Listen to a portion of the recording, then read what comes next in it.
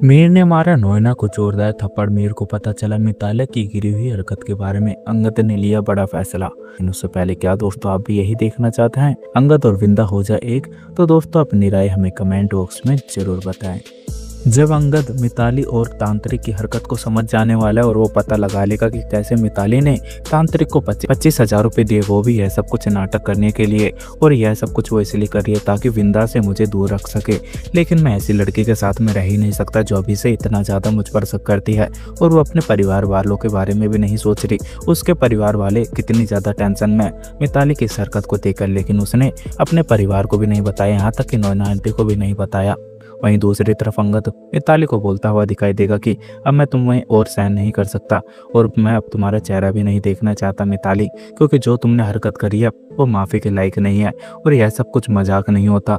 माना कि तुम यह सब कुछ नाटक कर रही थी, लेकिन हकीकत में तुम्हें कुछ हो जाता तो फिर क्या होता। लेकिन मिताली अंगद को बोलती हुई दिखाई देगी कि यह तांत्रिक झूठ बोल रहा है, और मैंने ऐसा कुछ भी नहीं करा, और ना ही मैंने इसे पैसे दिए हैं।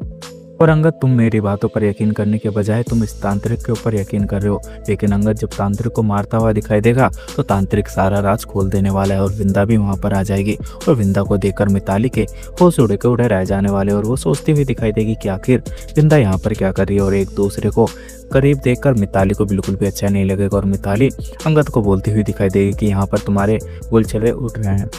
और अंगद, तुमने वादा करा था नोएना आंटी से कि तुम मेरी रक्षा करोगे, लेकिन यहाँ पर आकर तो तुम्हारा अलग ही बर्ताव हो रहा है। और ये विंदा यहाँ पर क्या कर रही है, और मैंने मना करा था कि तुम इसके पास में नहीं जाओगे। लेकिन अंगद मिताली को बोलता हुआ दिखाई देगा कि मैं इसके पास नहीं, अब मैं तुम्हारे पास में नहीं आऊँगा, और घर पर जाकर मैं सबको बता दूंगा कि मैं तुम्हारे साथ में शादी नहीं करना चाहता। मिताली, यह बात सुनने के बाद में मिताली की आंखों में आंसू आ जाने वाले हैं, और वो अंगद के सामने मगरमच्छ के आंसू निकालती हुई दिखाई देगी और नौटंकी करने वाली है। उसे लगता हुआ दिखाई देगा कि अंगद इतने आंसुओं को देखकर पिघल जाएगा। लेकिन अंगद विंदा को बोलता हुआ दिखाई देगा कि मैं तुमसे शादी करना चाहता हूँ विंदा, और मेरे दिल में सिर्फ और सिर्फ तुम ही हो। जब मैं तुम्हें नहीं देखता तो मुझे ऐसे घबराहट होती है कि जैसे कि तुम तकलीफ में हो, और जब एक बारी मैं तुम्हें देख लेता हूँ तो मेरे दिल को तसल्ली आ जाती है।